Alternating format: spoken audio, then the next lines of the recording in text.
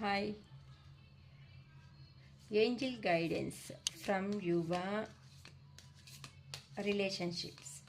Okay, angel guidance from your relationships.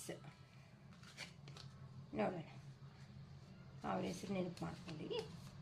Angel guidance ಏನು ಕೊಡ್ತಾ ಇದ್ದಾರೋ.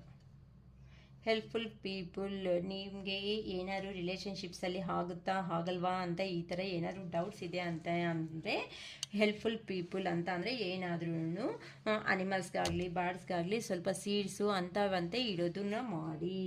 ಗೆಟ್ ಮೋರ್ ಇನ್ಫಾರ್ಮೇಷನ್, ಇನ್ನು ನಿಮಗೆ ಏನೋ ಕೆಲವೊಂದು ಮೋರ್ ಇನ್ಫಾರ್ಮೇಷನ್ ಅನ್ನೋದು ಸಿಗುತ್ತೆ. ಅವ್ರ ಬಗ್ಗೆ, ಒಂದು ಪರ್ಸನ್ ಬಗ್ಗೆ ಏನಾದರೂ ಯೋಚನೆ ಮಾಡ್ತಾ ಇದ್ದೀರಾ ಅಂತ ಅಂದರೆ ಒಳ್ಳೆ ಇನ್ನೂ ಜಾಸ್ತಿ ಸ್ವಲ್ಪ ಇನ್ಫಾರ್ಮೇಷನ್ ಅನ್ನೋದು ಸಿಗುತ್ತೆ ಅಂತ ಹೇಳ್ತಿದ್ದಾರೆ. ಲಿಸನ್ ಟು ಯುವರ್ ಇನ್ಸ್ಟಿಟ್ಯೂಷನ್, ನಿಮ್ಮ ಮನಸ್ಸು ಅನ್ನೋದು ಏನು ಹೇಳುತ್ತೋ ಆ ಇನ್ಸ್ಟಿಟ್ಯೂಷನ್ನೇ ಫಾಲೋ ಆಗಿ ಅಂತ ಹೇಳ್ತಿದ್ದಾರೆ. ನೆಕ್ಸ್ಟ್ ಬಂದು ವೆಯ್ಟ್, ಏನಕ್ಕೆ ಅಂತ ಅಂದರೆ ತುಂಬಾ ಸ್ಟ್ರಾಂಗ್ ಡೆಸಿಷನ್ಸು ಇವಾಗಲೇ ಬಿಟ್ಬಿಡಬೇಕು, ಇವಾಗಲೇ ಅಪ್ರೋಚ್ ಆಗಬೇಕು, ಇಂಥ ಸ್ಟ್ರಾಂಗ್ ಡೆಸಿಷನ್ಸ್ ಅಂತ ಏನು ತಗೋಬೇಡಿ, ಸ್ವಲ್ಪ ಅಂತೆ ನೀವು ವೆಯ್ಟ್ ಮಾಡಬೇಕು. ನೆಕ್ಸ್ಟ್ ಟ್ರಸ್ಟ್, ನಿಮ್ಮನ್ನೇ ನೀವಂತೆ ನಂಬ್ಕೊಳ್ಳಿ ಅಂತ ಹೇಳ್ತಿದ್ದಾರೆ.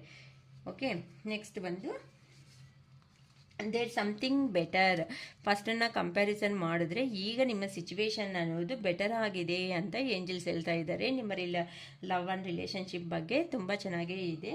ಓಕೆನಾ, ನೀವಂತೆ ಹೆಲ್ಪ್ಫುಲ್ ಪೀಪಲ್, ಎಲ್ಲರಿಗೂ ಹೆಲ್ಪ್ಫುಲ್ ಅಂತೆ ಮಾಡಿ. ಗೆಟ್ ಮೋರ್ ಇನ್ಫಾರ್ಮೇಷನ್, ನಿಮ್ಗೆ ಇನ್ನೂ ಏನೋ ಮೋರ್ ಇನ್ಫಾರ್ಮೇಷನ್ ಅನ್ನೋದು ಅರ್ಥ ಆಗುತ್ತೆ ಅಂತ ಹೇಳ್ತಿದ್ದಾರೆ. ಲಿಸನ್ ಟು ಯುವರ್ ಇನ್ಸ್ಟಿಟ್ಯೂಷನ್, ನಿಮ್ಮ ಮನಸ್ಸು ಅನ್ನೋದು ಏನು ಹೇಳುತ್ತೋ ಅದಂತೆ ಮಾಡಿ.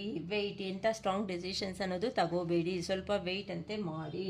ಟ್ರಸ್ಟ್, ನಿಮ್ಮನ್ನಂತೆ ನೀವು ನಂಬ್ಕೊಳ್ಳಿ ಅಂತ